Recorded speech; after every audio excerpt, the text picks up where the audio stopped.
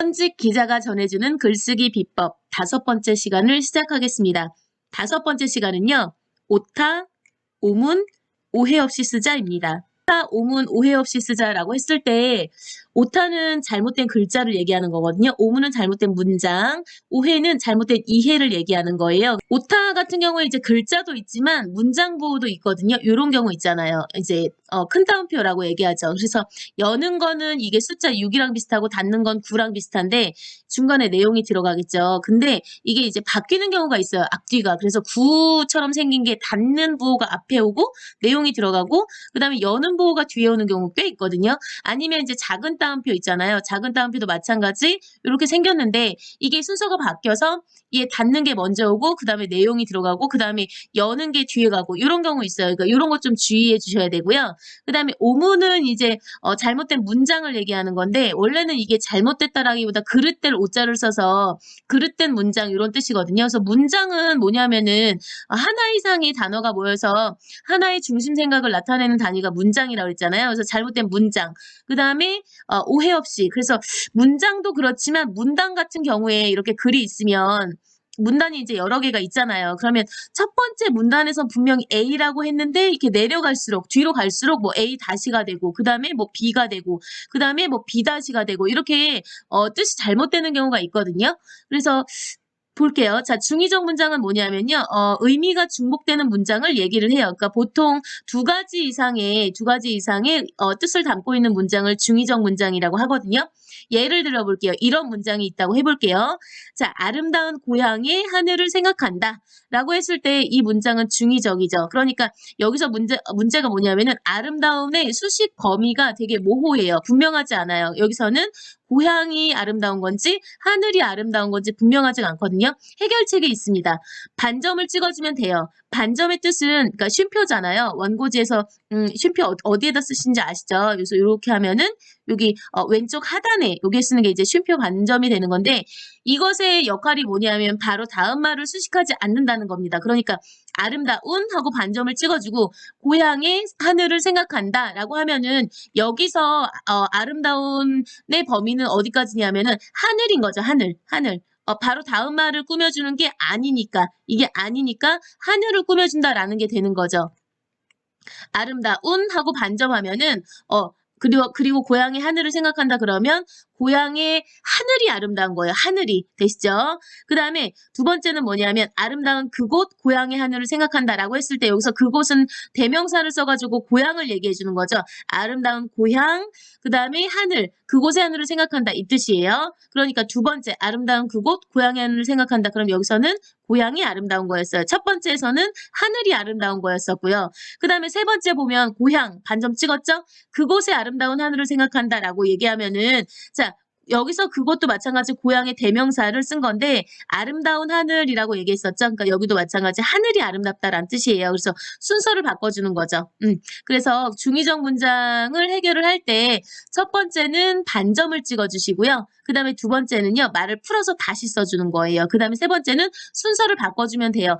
이런 거 너무 귀찮은데요 하시는데요. 저희가 귀찮아야지 독자들이 편하게 읽습니다. 그래서 힘든 거는 저희 몫이죠. 글 쓰는 사람의 몫이에요. 그래서 여러분들이 귀찮다고 생각하지 마시고 다시 이렇게 분명하게 글을 써주는 게 좋아요.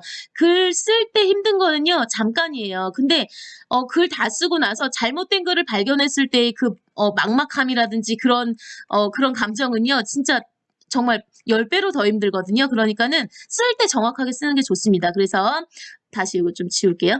자, 그러면은 여러분들이 우리가 이제 중의적 문장을 해결을 할 때 반점을 찍거나 아니면 말을 풀어서 다시 써주거나 아니면 순서를 바꿔서 써주시면 됩니다. 그 다음에 이제 중의적 단어가 있거든요. 이거는 문장이었고 단어가 있는데 이거 교를 볼게요. 요게 이제 바로잡을 교자가 되는 거거든요. 그 다음에 이쪽은 가르칠 교자가 되는 거잖아요. 그래서 교정 그러면은 틀어지거나 잘못된 것을 바로잡는다 이 뜻도 있고요. 그 다음에 두 번째는 가르쳐서 바르게 한다 이런 뜻이 있어요. 그래서 이런 거를 좀 의도적으로 그러니까 한자를 쓰지 않으면은 교정 그러면 여러 가지 뜻이 같이 들어가잖아요. 그래서 일부러 이렇게 한자를 안 쓰고 한글만 써가지고 중의적 의미를 유발시키는 경우가 있어요. 그런 경우가 종종 있거든요. 그러니까 여러분들도 이런 거를 활용할 수 있겠죠. 뭐 광고문 같은 경우에서 두 가지 의미가 들어가도록 하는 경우도 있고 여러 가지 경우가 있는데 이거는 이제 활용을 할 수가 있어요. 아니면 나는 이렇게 중의적으로 들어가는 게 싫다. 그러시면은 여기다 한자를 써주시면 되죠. 한자는 우리말의 70% 이상을 차지하고 있거든요. 그래서 정확한 의미를 쓸 때 한자를 로 써가지고 풀어주면은 의미가 정확하게 되죠. 중의적 의미가 들어가지 않고. 그 다음에, 잘 쓴다는 거는요, 오해 없이 쓰는 것이에요. 그래서 문자 언어는 비언어, 반언어적 요소가 실리지 않아요. 그래서 음성 언어보다 조금 더, 생각해봤는데 한 2톤 정도 더 친절하게 쓰는 것이 좀 적합하지 않을까 싶어요. 예를 들어서 이렇게 문자 메시지로 이렇게 공지라든지 단체 문자 보내실 때 있잖아요. 조금 친절하게 써주시는 게 좋아요. 그래야지, 일반적으로 음성 언어처럼 이렇게 좀 친절하게 다가갈 수가 있거든요. 예를 들면은 뭐 이런 경우 있죠. 모임 시간은 내일 30일 오전 10시입니다. 이렇게 했을 때 이거는 정말 사무적이잖아요. 그럴 때 요거를 조금 친절하게 상세하게 쓰려면 내일 30일 오전 10시까지 모여주시기 바랍니다. 이렇게 하셔도 되고 아니면은 뭐 회원님들 모두 바쁘시더라도 이런 말도 이제 바쁘시더라도 30일 내일 오전 30일 오전 10시까지 빠짐없이 모여주시길 당부드립니다. 감사합니다. 뭐 이렇게 쓰는 말 감사하지 않아도 감사하다고 쓰세요. 그럼 좀 친절하게 느껴지거든요. 네, 이런 경우. 그리고 이제 읽는 사람들도 알아요. 감사하지 않은데 그냥 마무리 멘트로 감사합니다라고. 그리고 이게 감사합니다라는 말이 들어가면은 이거에 대한 강조가 되는 거죠. 모여주시기에 대한 당부에 대한 강조가 되는 거거든요. 이런 것들로 조금 오해 없이 너 뭐 화났니? 이렇게 오해받지 않고 쓸 수 있다라는 거죠. 그래서 쓰실 때요. 2번 생각하시고요. 1번 쓰고요. 4번 다시 보시고요. 그 다음에 1번 고쳐 쓰시면 됩니다. 요 정도 하면은 그래도 좀 실수가 적은 사람이 실수 안 할 수는 없어요. 여러분들 전에도 말씀드렸지만 아주 두꺼운 책 정말 유명한 출판사에서 쓰는 글이라도 오타나 오문이나 오해가 발견되는 경우가 있거든요. 모든 게 그렇다는 건 아니지만 어떤 경우에 그럴 수가 있습니다. 그럴 때 우리가 우리는 어디에서 글을 쓰실지 모르겠지만 어떤 경우에서라도 좀 실수를 줄이기 위해서 최소화하기 위해서 2번 생각하고 1번 쓰고 4번 다시 보고 그 다음에 1번 고쳐 쓰시면 실수를 좀 줄일 수가 있어요. 그 다음에 지난번에 제가 그래서 설명드렸던 거 있잖아요. 왁구가 중요하다라고 그랬을 때 좀 이게 안 들어가더라고요. 지금 제가 쓰는 거는 다른 프로그램인데 안 들어가는 경우가 있어서 다시 한번 설명을 드리려고 해요. 그러니까 요거였었거든요. 그래서 재원이다 이렇게 한 다음에 바른미래당 광역비례 토론 배틀에서 이렇게 나왔었고 그러니까 요 재원이다 이 한 문장 전에 설명드린 거였었고 그 다음에 뒷북이 아니라요. 그 다음에 이제 비비비비비 이거였거든요. 비비비비비 이렇게 그래서 비인데 이제 그 친구가 썼던 거는 한 문장 그러니까 한 페이지 전체, 한쪽 전체를 그냥 제목 비 한 다음에 작성자 이름 쓰고 그 다음에 비비비비비비 이렇게 했어요. 그래서 시 교수님한테 엄청나게 많은 칭찬을 받으셨었어요. 그 다음에 이제 섬은 이거죠. 섬. 정말 섬이 섬 같잖아요. 그 다음에 사람들 사이에 섬이 있다. 그 섬에 가고 싶다. 정현종 시인 거요.